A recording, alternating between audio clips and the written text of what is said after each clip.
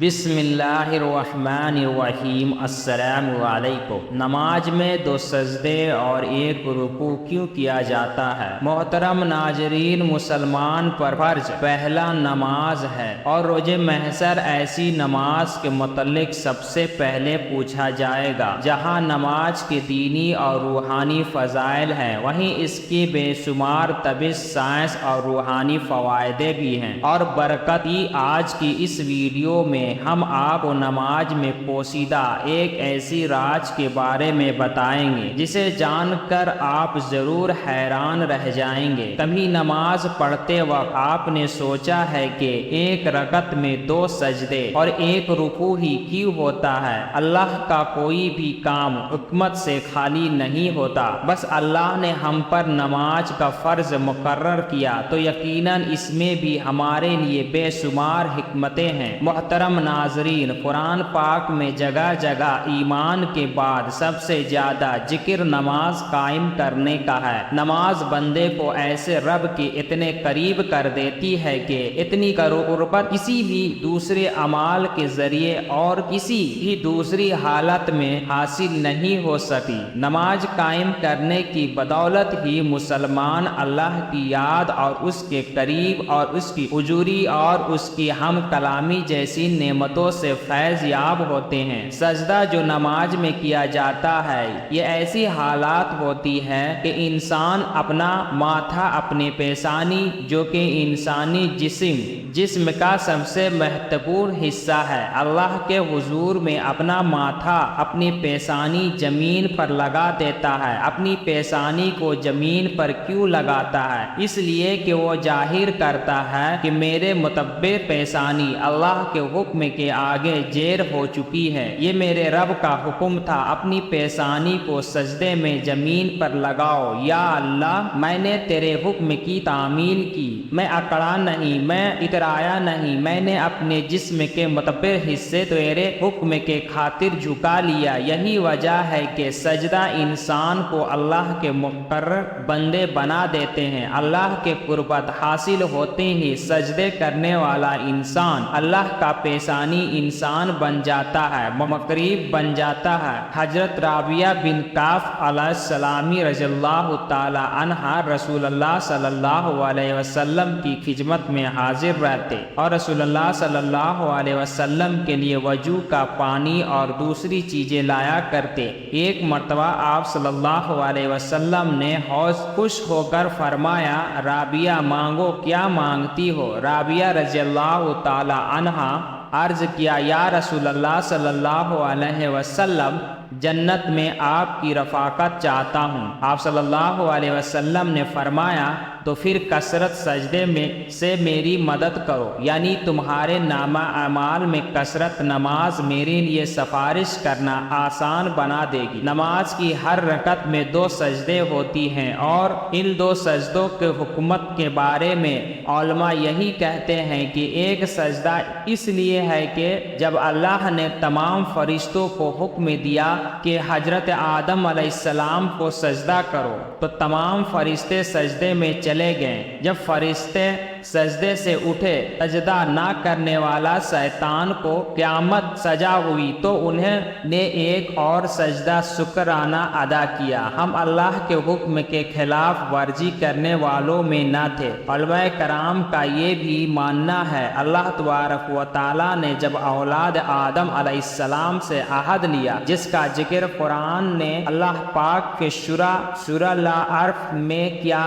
اور یاد کرو اس وقت جبکہ حبیب آپ کے رب نے بنی آدم سے ان کی پشتوں میں ان کی اولاد سے عہد لیا، اس وقت اللہ نے اپنے بطور تصدیق سجدے کا حکم دیا تو اللہ کے حکم پر تمام مسلمان سجدے یار ہو گئے، اور جب سر اٹھایا تو دیکھا کہ کفار نے سجدہ نہیں کیا تھا۔ وہ دوبارہ اللہ تعالیٰ کا شکریہ ادا کرتے ہوئے سجدے زیر ہو گئے۔ اللہ تبارک و تعالیٰ نے انہیں سجدہ اولین کی کی توفیق دے۔ لہٰذا نماز میں 2 سجدے فرض اور لازمی ہو گئے اور رکوع ایک ہی رہا۔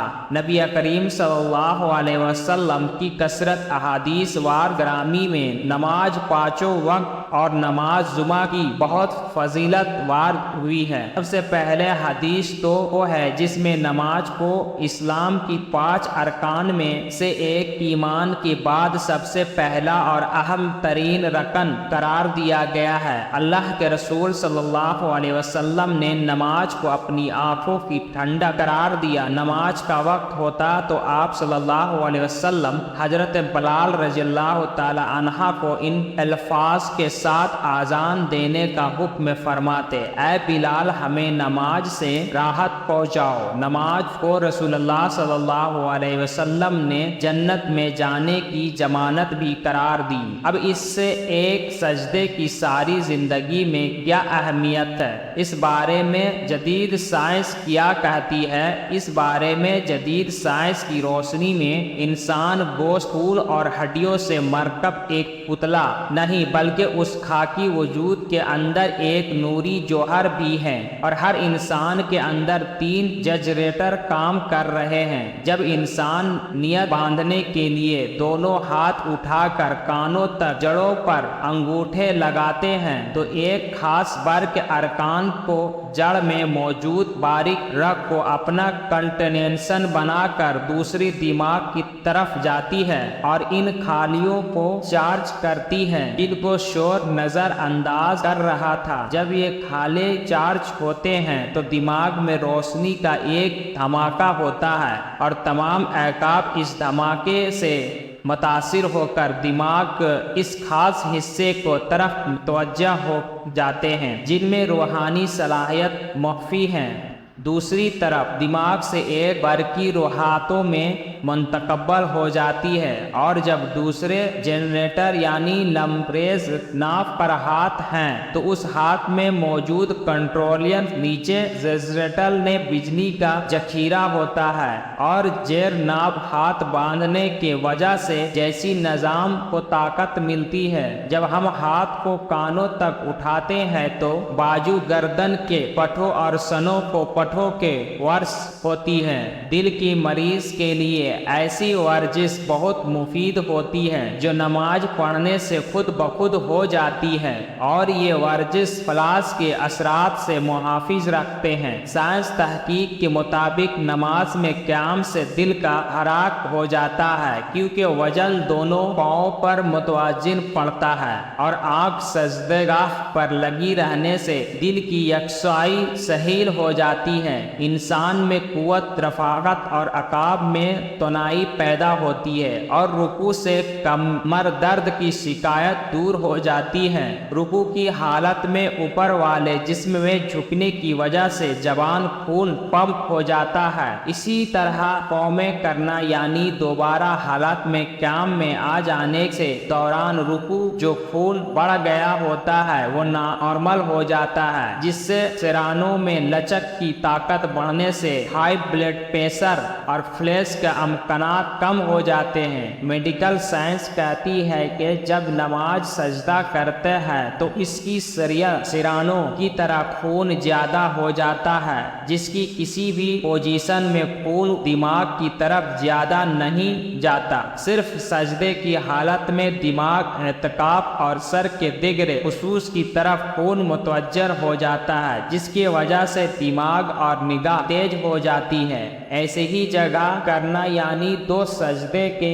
درمیان بیٹھنا، گھٹنوں اور کونٹھلیوں کو مضبوط کرنا ہے۔ نماز کے اختلاف پر جب ہم سلام پھیرتے ہیں تو اس عمل سے گردن کی عضلات کو طاقت ملتی ہے اور انسان خاص بساس توانار رہتا ہے۔ ان سب باتوں کا فائدہ اس وقت پہنچتا ہے جب ہم نماز پوری توجہ، پوری آداب اور سنت کے مطابق ادا کریں اور جلد بازی سے سے کام نہ لے۔ ہمارے نماز ادا کرنے میں کتنی حکمتیں پوشیدہ ہے تو ان کے اندازہ آپ کو ہو چکا ہوگا۔ اس حوالے سے ایک امریکی ڈاکٹر کا بیان ہے کہ جس نے کہا تھا میرا دل کرتا ہے کہ سارے ملک میں نماز لاگو کروا دو، کیونکہ جتنی سینڈی اس معاملے میں نے کی ہے کیونکہ جتنی ٹیسٹنگ اس معاملے میں نے کی ہے تو میں یہ جان چکا ہوں کہ